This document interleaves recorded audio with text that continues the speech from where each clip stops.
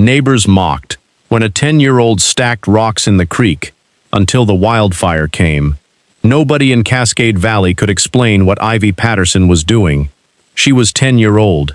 Every weekend that spring, she waded into Redwood Creek behind her family's 40-acre property, carrying river stones in an old canvas sack. She stacked them, not randomly, not like a child playing, deliberate formations across the stream bed, low barriers, carefully angled, each stone placed after consulting the notebook she kept tucked in her back pocket. She wasn't building a dam, she wasn't making art, and she wasn't telling anyone why. Her older brother Marcus thought she'd lost her mind.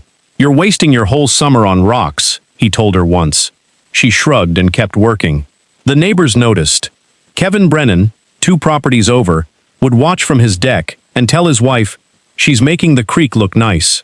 Creative kid. Ruth Alvarez, a retired park ranger who lived up the road, stopped by one Saturday. "Building little homes for the salamanders?" she asked, smiling. Ivy nodded politely. She didn't correct her. A hiker passing through snapped a photo and posted it online. Cute kid decorating the creek in Cascade Valley. Everyone thought it was harmless, sweet even. Nobody asked what it was for. They were wrong. If stories of young people seeing what adults miss move you, subscribe and tell us where you're watching from in the comments. Cascade Valley sits on the eastern slope of Oregon's Cascade Mountains, where summers are hot, dry, and increasingly dangerous. The Patterson family, Owen, Claire, and their 2 kids, had moved there 4 years earlier for the quiet and the forest, but they also knew the risk. Fire season stretched from June to October. Evacuation drills happened every fall at school. The fire marshal had told residents plainly, Ivy had been watching Redwood Creek since she was 8, not playing in it, watching it. Every spring, heavy rains sent water rushing through the channel, fast, straight downstream. Within 2 days, it was gone.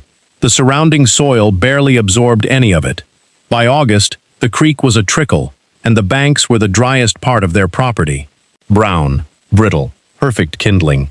Then, in her 4th grade science class, Ivy watched a wildfire documentary.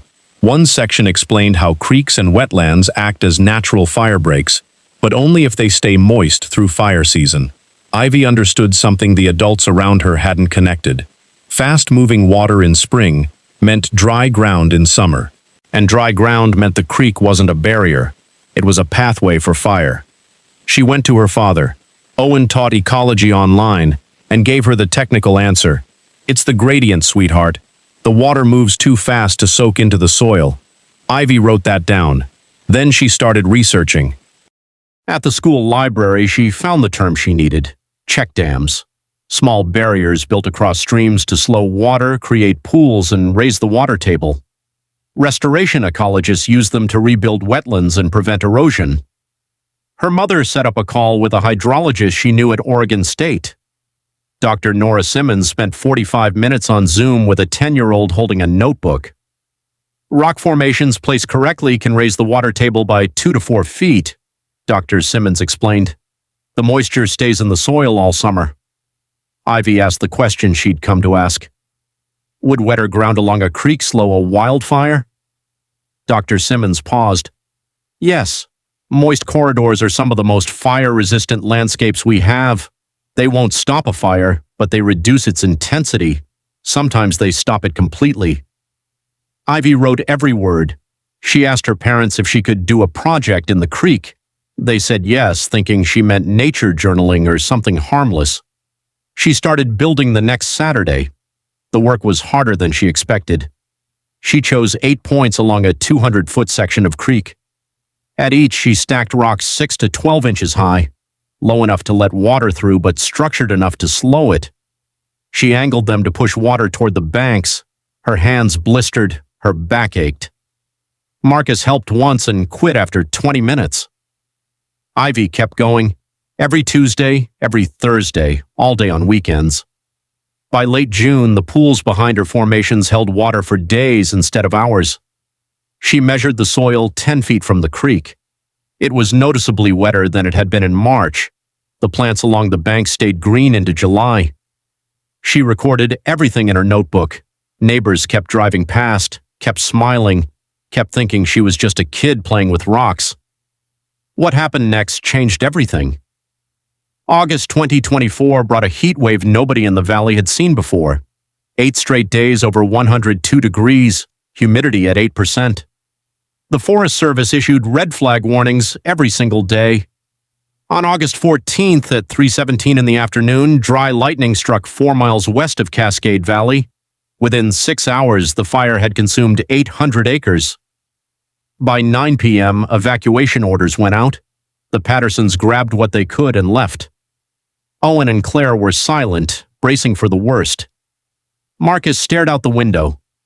Ivy looked back at the property one last time, thinking about the creek, about the rocks.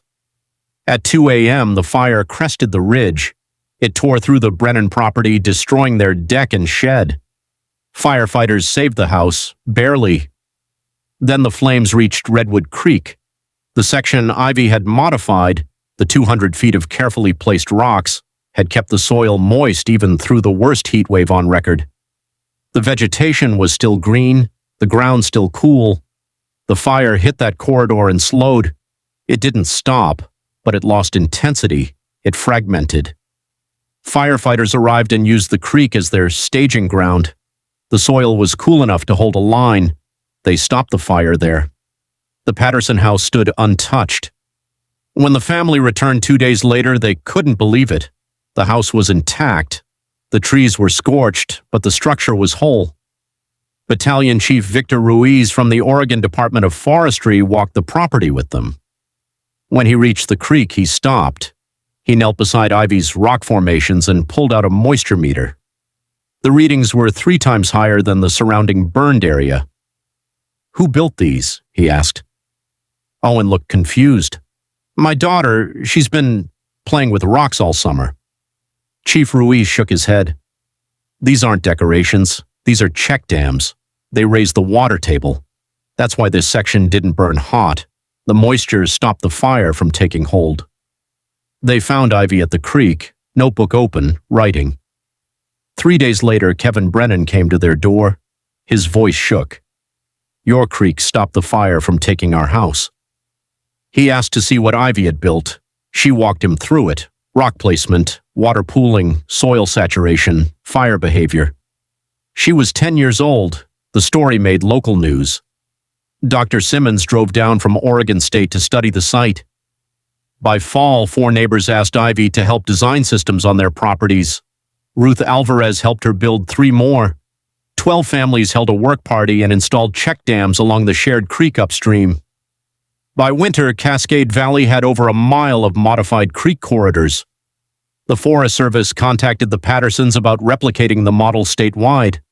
The protection that saved 40 acres didn't come from expensive systems or technology. It came from a 10-year-old who understood that water, given time, could be the best defense against fire. She's 11 now, still measuring, still adjusting, still watching. Because the next fire season is always coming. Subscribe to Real Drama TV for more stories.